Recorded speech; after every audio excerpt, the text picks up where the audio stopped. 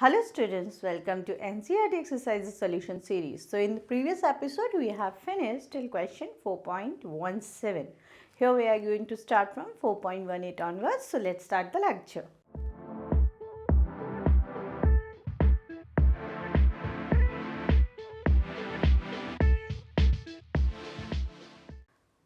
Start करते हैं 4.18. 4.18 का मैंने ए पार्ट लिया है, इसके और भी सब पार्ट है तो हम वन बाय वन लेंगे. सो इसका ए पार्ट क्या है? The magnetic field that varies in magnitude from point to point and has a constant direction east to west is set up in a chamber. So basically क्या बोला गया है, ये हमारा नॉर्थ साउथ वेस्ट ईस्ट, तो एक magnetic field है हमारा, वो कैसे सेटअप किया गया है, ईस्ट टू वेस्ट. ठीक है, ईस्ट टू वेस्ट जो है ये मैग्नेटिक फील्ड है जिसका मैग्नीट्यूड जो है वेरी कर रहा है, बट डायरेक्शन जो है उसका मैग्नेटिक फील्ड का जो डायरेक्शन है वो कांस्टेंट है, that is from east to west. ऐसा बोला हुआ है. A charge particle enters in a chamber. Charge particle जो है इस चैम्बर में एंटर करता है and travel undeflected along the straight path with constant speed. ठीक है, जैसे ही चार्ज पार्टिकल इस फील्ड में एंटर करता है वो स्ट्रेट पार्ट कवर कर ले रहा है. तो हम इसका चार्ज पार्टिकल के इनिशियल वेलोसिटी के बारे में क्या बोल सकते हैं, ऐसा बोला गया है, आपको पूछा गया है. तो देखिए, charge particle, whenever the charge particle enters in a magnetic field, कोई भी चार्ज पार्टिकल अगर मैग्नेटिक फील्ड में एंटर करेगा तो हमें पता है that it experience some force, चाहे वो यूनिफॉर्म हो या नॉन यूनिफॉर्म हो, वो एक फोर्स एक्सपीरियंस करेगा. और यूनिफॉर्म में तो हमें पता है फोर्स का फॉर्मूला क्या होता है, QVB साइन थीटा. इतना फोर्स वो एक्सपीरियंस करता है. लेकिन इस क्वेश्चन के अकॉर्डिंग बोला गया है कि वो अनडिफ्लेक्टेड, मतलब कि मतलब ये इतना फोर्स एक्सपीरियंस करता है और इस फोर्स की वजह से वो अपना पाथ स्ट्रेट नहीं कवर कर पाता, वो डिफ्लेक्शन प्रोड्यूस करता है, वो स्ट्रेट नहीं हो पाएगा. लेकिन इस क्वेश्चन में बोला गया है कि वो स्ट्रेट ही जा रहा है. डेफिनेटली अगर कोई चार्ज पार्टिकल है या फिर हम भी अगर स्ट्रेट जा रहे हैं और हमारे ऊपर भी फोर्स लगे तो डेफिनेटली हम अपना स्ट्रेट पार्ट थोड़ा सा हम इधर उधर हो जाएंगे. अगर हम अपने आप को बैलेंस नहीं कर पाएंगे तो हम थोड़ा सा डिफ्लेक्ट हो जाएंगे, अपने पोजीशन से स्ट्रेट नहीं जा पाएंगे. बट ये चार्ज पार्टिकल तो स्ट्रेट ही जा रहा है, मैग्नेटिक फील्ड में एंटर किया, उस पर फोर्स लगा लेकिन वो स्ट्रेट जा रहा है. इसका मतलब हम ये कह सकते हैं डेफिनेटली श्योर शॉट उस पर कोई फोर्स ही नहीं लगा होगा. उस पर क्या है, नेट फोर्स जो होगा चार्ज पार्टिकल पे जीरो होगा when it enters the uniform, when it enters in a region of magnetic field, then it experience zero force. It may have experienced zero force, that's why it remains undeflected in its path. ठीक है, तो उस पे जो net force होगा वो zero होगा. Net force zero का मतलब हो गया कि हमारा जो साइन थीटा होगा इधर 0 डिग्री होगा और 180 डिग्री होगा, because sine 0 is 0, sine 180 is 0. So हम ये कह सकते हैं द इनिशियल स्पीड जो होगी वो चार्ज पार्टिकल की either along the same direction of magnetic field होगी और along the opposite direction of magnetic field होगी. तो हम ये कह सकते हैं, हम ये बोल सकते हैं at last initial speed जो होगा of charge particle that may be either parallel or anti-parallel to magnetic field. Okay, वो क्या होगा, या तो मैग्नेटिक फील्ड के पैरेलल होगा या एंटी पैरेलल होगा, क्योंकि ऐसा होने पे ही वो कोई फोर्स एक्सपीरियंस नहीं करेगा, और वो कोई फोर्स एक्सपीरियंस नहीं करेगा means it remains undeflected and go straight inside the magnetic field. वो उस कंडीशन पे ही सिर्फ स्ट्रेट जा पाएगा. सो स्टार्ट करते हैं इसका बी पार्ट। इस बी पार्ट में हमसे क्या बोला गया है, अगेन चार्ज पार्टिकल जो है वो नॉन यूनिफॉर्म मैग्नेटिक फील्ड में एंटर कर रहा है जिसका मैग्नीट्यूड डायरेक्शन दोनों डिफरेंट है। तो इस क्वेश्चन में आपसे बोल दिया कि आप उसके फाइनल स्पीड के बारे में क्या बोल सकते हैं। पिछले क्वेश्चन में पूछा था कि वो एंटर कर रहा है नॉन यूनिफॉर्म फील्ड जिसका डायरेक्शन कांस्टेंट है, तो आप उसके इनिशियल स्पीड के बारे में क्या बोल सकते हैं अगर वो अनडिफ्लेक्टेड जाता है। अभी बोला है उसके फाइनल स्पीड के बारे में क्या कह सकते हैं। फाइनल स्पीड और इनिशियल स्पीड में क्या रिलेशन होगा, if it suffered no collision with the environment. Okay, तो चार्ज पार्टिकल जो है हमारा इस केस में हमारा नॉन यूनिफॉर्म मैग्नेटिक फील्ड जिसका डायरेक्शन मैग्नीट्यूड सब वेरी कर रहा है, कुछ इस तरह से मैग्नेटिक फील्ड में वो एंटर कर रहा है। ठीक है, मैग्नेटिक फील्ड में एंटर कर रहा है तो definitely it experience some force. वो फोर्स एक्सपीरियंस करेगा, फोर्स की वजह से जो फोर्स एक्सपीरियंस करेगा उसकी वजह से उसका क्या चेंज होगा, उसका डायरेक्शन चेंज होगा। ओके, जो मैग्नेटिक फील्ड के वजह से जो फोर्स एक्सपीरियंस होता है उसकी वजह से क्या चेंज होता है, डायरेक्शन जो होता है चार्ज पार्टिकल का वो चेंज होता है। ठीक है, उसकी स्पीड जो होती है वो हमारी कांस्टेंट रहती है। वो सिर्फ चार्ज पार्टिकल का डायरेक्शन चेंज करता है मैग्नेटिक फील्ड, आपको ये बात ध्यान रखनी है। तो डायरेक्शन चेंज होती है और स्पीड कांस्टेंट रहती है, इस वजह से हमारा क्या होता है, ये वेलोसिटी चेंज हो जाती है। बिकॉज वेलोसिटी हमारा स्पीड प्लस डायरेक्शन को लेके कहते हैं।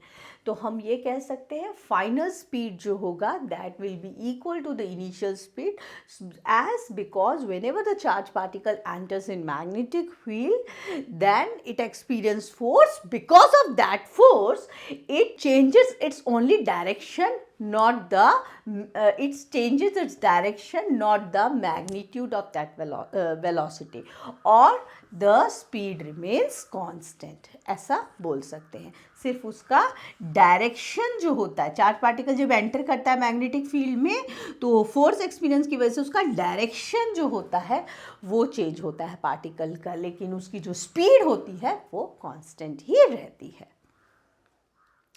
सी पार्ट करते हैं इसका, an electron travelling west to east. ठीक है, इलेक्ट्रॉन को ट्रैवल करा देते हैं वेस्ट टू ईस्ट।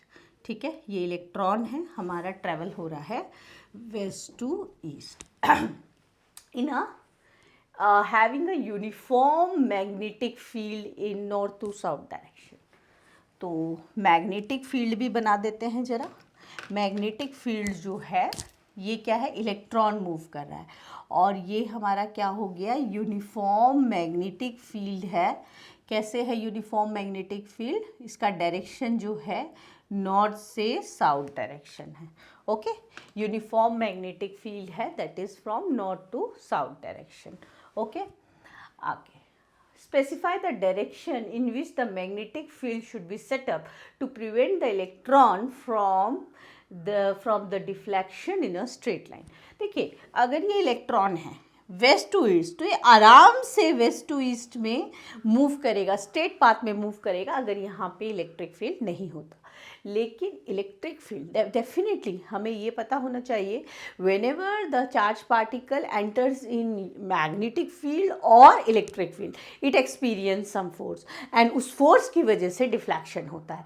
तो आपने पढ़ा होगा ये कि जब भी charge particle uniform magnet electric field में एंटर करता है देन इसका जो पाथ होता है डिफ्लेक्ट होता है और वो पैराबोलिक पाथ हो जाता है।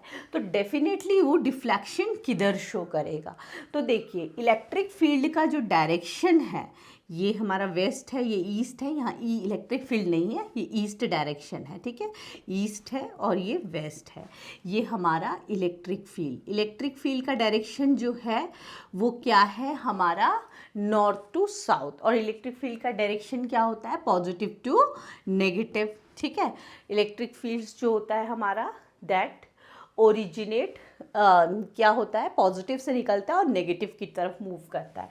तो अब ये जब इलेक्ट्रॉन है तो ये इस साइड जाएगा, नॉर्थ की तरफ डिफ्लेक्ट होगा, या बताइए साउथ की तरफ डिफ्लेक्ट होगा? इलेक्ट्रॉन नेगेटिव चार्ज पार्टिकल है, वो किसकी तरफ डिफ्लेक्ट होगा? पॉजिटिव चार्ज पार्टिकल की तरफ।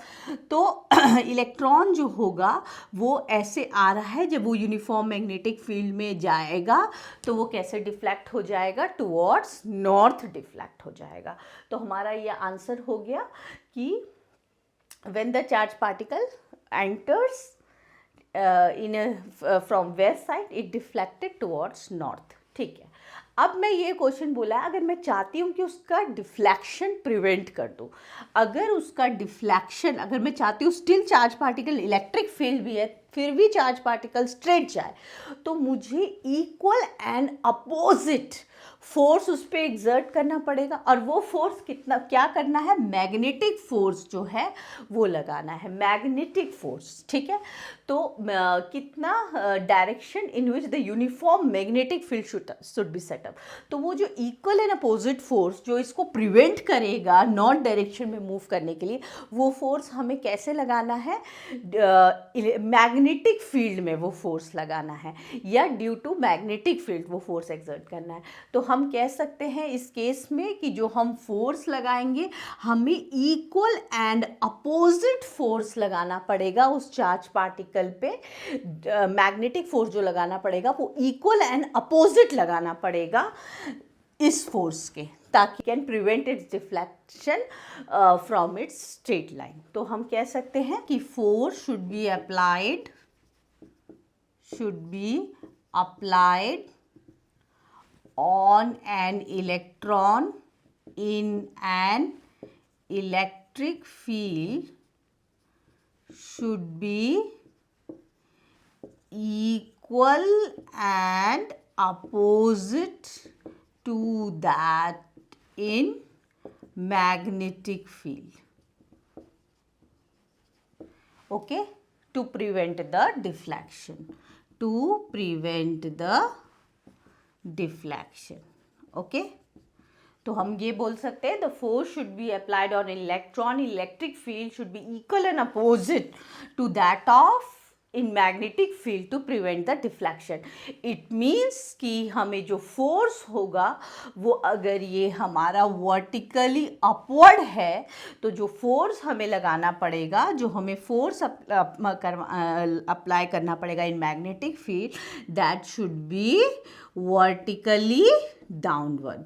ओके, डाउनवर्ड और टुवर्ड्स द साउथ डायरेक्शन हमें फोर्स अप्लाई करना पड़ेगा, देन उसका जो डिफ्लेक्शन है वो हम प्रिवेंट कर सकते हैं। और ये फोर्स का डायरेक्शन भी हम कैसे कैलकुलेट कर सकते हैं? ये vertically downward using Fleming's left hand rule. Okay, Fleming's left hand rule से even we can calculate the direction, and the direction should be vertically downward. So start करते हैं 4.19। इसका ए पार्ट मैंने मेंशन किया अभी। इसमें बोला कि an electron emitted by a heated cathode and accelerated through a potential difference of 2 kilovolt enters a region of uniform magnetic field of this। Simple सी बात देखिए, इसमें चार्ज पार्टिकल जो है वो एक्सेलरेट कर रहा है with the potential difference of 2 kV, then it gain some velocity. तो हम ये कह सकते हैं व्हेन चार्ज पार्टिकल, ठीक है, accelerated through potential difference of 2 kV, then it gained some velocity. वो कुछ वेलोसिटी अर्न करेगा, गेन करेगा। वो वेलोसिटी हम कैसे निकाल सकते हैं? Half mv² is equals to EV और QV। ओके, इन दोनों एनर्जीज को इक्वल करके we can find the velocity. So कैसे कैलकुलेट करेंगे velocity? EV 2EV by m under root. Okay, so 2 को ट्रांसपोज करेंगे and we can calculate the value of E। So this will be 2 into charge of electron, okay, and potential कितना given है? 2 into 10⁻³ and the mass कितना given है इसका? मास electron का होता है 9.1 × 10⁻⁴ minus 31. So when you calculate this, you will get 8/3 into 10 raised to power 7 metre पर second. Calculate कीजिएगा इसको. So approx you will get this. ठीक है. सो आपको ये वेलोसिटी जो है वो मिल जाएगी. ओके. एंड उसके बाद हमें ये बतानी है कि determine the trajectory of electron if the field is transverse to its initial velocity. इसका क्या मतलब हुआ? वेलोसिटी तो हमें पता चल गया, इस वेलोसिटी से इलेक्ट्रॉन मूव कर रहा है, लेकिन उसका ट्रेजेक्ट्री, पाथ कैसा होगा अगर वो इलेक्ट्रॉन मूव कर रहा है transverse to its initial speed. Transverse to its initial speed means कि that is perpendicular to initial speed. तो उस पर फोर्स जो एक्सपीरियंस होगा वो मैक्सिमम फोर्स एक्सपीरियंस होगा E V B. Q V B sine theta होता है. Transverse to its initial speed में हमारा जो थीटा होगा, here theta will be 90 degree. So ये फोर्स जो है वो एक्सपीरियंस करेगा. And this is the maximum force that provides the centripetal force. ठीक है, ये क्या प्रोवाइड करेगा? सेंट्रीपिटल. Okay, centripetal force. और जो क्या कर देगा, उसकी ट्रेजेक्ट्री को क्या कर देगा? सर्कुलर कर देगा. दैट मेक्स द ट्रेजेक्ट्री और the path of the charge particle circular. और ये कॉन्सेप्ट हम एनसीईआरटी प्रॉब्लम्स में पहले भी कर चुके हैं.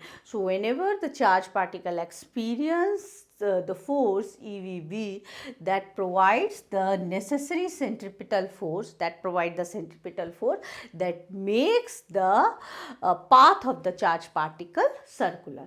तो इसमें हम बोलेंगे कि जब वो ट्रांसवर्स टू इस इनिशियल स्पीड होगा तो उसका पार्टिकल का जो पाथ होगा या ट्रेजेक्ट्री होगी वो कैसी हो जाएगी? सर्कुलर हो जाएगी. और अगर हम उस पार्टिकल का, उस सर्कुलर पाथ का अगर रेडियस कैलकुलेट करना चाहें तो हम कर सकते हैं. E V B, this is the velocity, equals to M V square upon R. Okay, is equals to mv square, that is the magnitude of the centripetal force. Okay, so the radius will be mv upon eb. So 9.1 into 10 raised to power minus 31 into velocity is 8/3 आया था हमारा into 10 raised to power 7. और charge on electron is this, and the uniform magnetic field is given, that is how much? 0.15. तो इसको solve करेंगे. So we'll get approx 1 into 10 raised to power minus 3 metre. और हम कह सकते हैं जो उसका रेडियस होगा सर्कुलर पार्ट का, दैट विल बी 1 mm. वैसे ऐसा पूछा नहीं है रेडियस, बट अगर पूछेंगे कि what would be the radius और the radius of that path, if the path is circular then find its radius, then in this way you can find. देखिए, बी पार्ट इसका स्टार्ट करते हैं. ए part में अभी तक हमने क्या किया? ए पार्ट में हमने किया कि अगर हमारा चार्ज पार्टिकल मैग्नेटिक फील्ड में एंटर कर रहा है और उसका डायरेक्शन क्या है? Perpendicular to the magnetic, transverse axis of magnetic field है, means perpendicular to the magnetic field है, तो उसका ट्रेजेक्ट्री या पाथ कैसा होगा? तो हमने कैसा देखा? उसका पाथ कैसा होगा? उसका पाथ सर्कुलर होगा. क्यों? क्योंकि उस पर फोर्स लगेगा, ई वी बी फोर्स लगेगा, that provides necessary centripetal force which makes the path circular. यहाँ पे जो है चार्ज पार्टिकल मैग्नेटिक फील्ड के परपेंडिकुलर डायरेक्शन में नहीं है. वो क्या है? कैसे है? It enters in a magnetic field with an angle theta with the field. Okay, तो ये मैग्नेटिक फील्ड के साथ क्या बना रहा है? एंगल थीटा या फिर 30 डिग्री पे है. 30 डिग्री पे. पिछले वाले क्वेश्चन में मैग्नेटिक फील्ड अगर ऐसे है तो चार्ज पार्टिकल जो है था हमारा वो ऐसे मूव कर रहा था. यहाँ पे अगर मैग्नेटिक फील्ड ऐसे है तो चार्ज पार्टिकल जो है वो ऐसे मूव कर रहा है, 30 डिग्री में मूव कर रहा है. यही डिफरेंस है दोनों में. तो उस कंडीशन में ट्रैजेक्टरी थी उसकी सर्कुलर हो गई थी.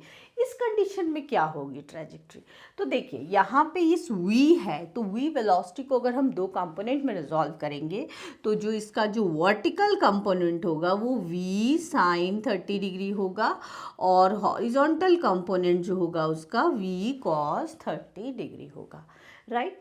v sine 30 degree and v cos 30 degree. अब देखिए जो ये v साइन 30 डिग्री कंपोनेंट है इसके वजह से that is perpendicular to the field, ये देखिए ये जो है फील्ड के परपेंडिकुलर है, तो अगेन वो यही वाली कंडीशन आ जाएगी।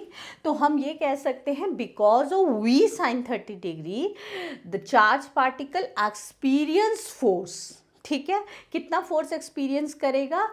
ई वी, इसको अगर मैं v1 ले लूँ, ठीक है, और इसको v2 ले लूँ, तो because of this component charge particle experience some force and because of this force, ये क्या है, इसके मैग्नेटिक फील्ड के परपेंडिकुलर है, इसलिए उसका पाथ क्या हो जाएगा? सर्कुलर हो जाएगा। ये कंडीशन तो सेम इसी तरह से आ गई, तो हम लिख सकते हैं बिकॉज ऑफ, ठीक है, बिकॉज ऑफ द v1, ठीक है, वेलोसिटी, ठीक है ना, v1 वेलोसिटी की वजह से क्या होगा? चार्ज पार्टिकल, ठीक है, charge particle experience some force, ठीक है, सम फोर्स, कितना फोर्स एक्सपीरियंस करेगा?